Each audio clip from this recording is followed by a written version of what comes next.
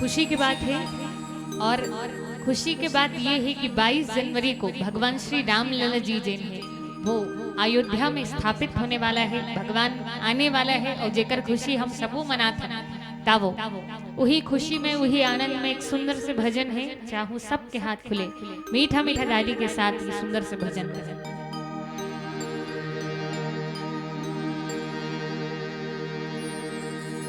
आज हमर मन के संगे भाग जागिरी भरत लखन संगमा सिया राम आगेना।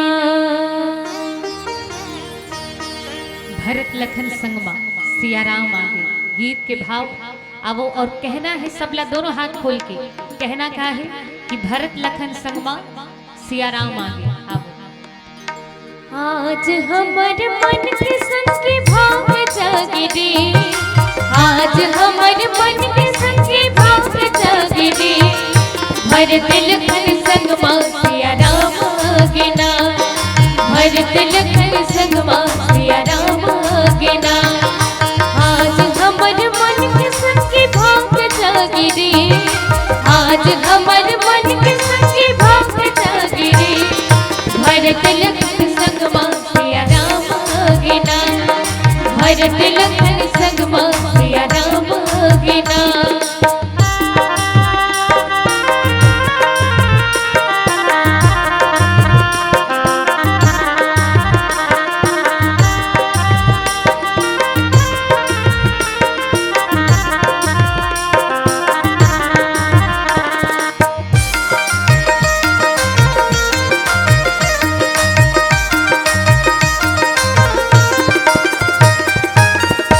तुलसी बाबा के लिखे कहानी जिला गाठी ऋषि मुनि ज्ञानी तुलसी बाबा के लिखे कहानी जिला गाठी ऋषि मुनि ज्ञानी। जिमल सुनही ये राम की कहानी कर जाहे भाई ओकर जीन कहानी जिमल सुनही ये राम की कहानी कर जाहे भाई ओकर जीन कहानी। आज अवध जैसे तुहर गाँव लागे वो आज अवध जैसे तुहर गाँव लागे वो भरत लखन संगमा सिया राम आगेना भरत लखन संगमा सिया राम आगेना।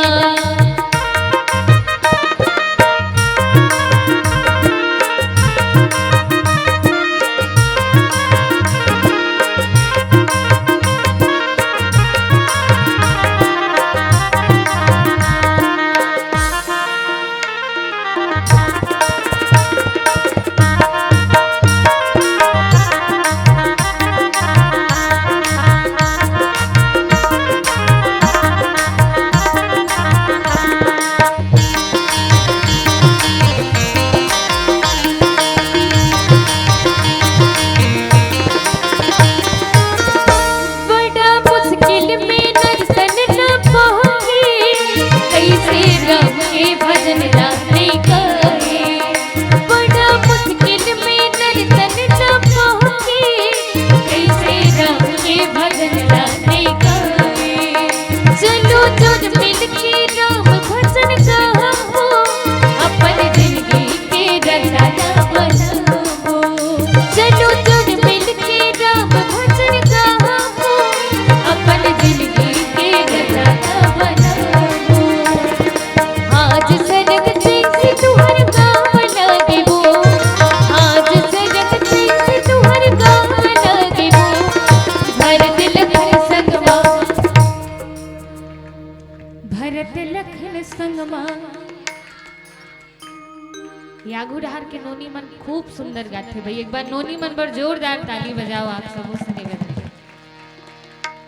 अतिक बेर ले खूब सारा सहयोग देते चलो आपो मन से निवेदन भाई पाछू डहान जति घन हो आप सब से कहना का है भरत लखन संगमा सिया राम आगेना भरत लखन संगमा भरत लखन संगमा।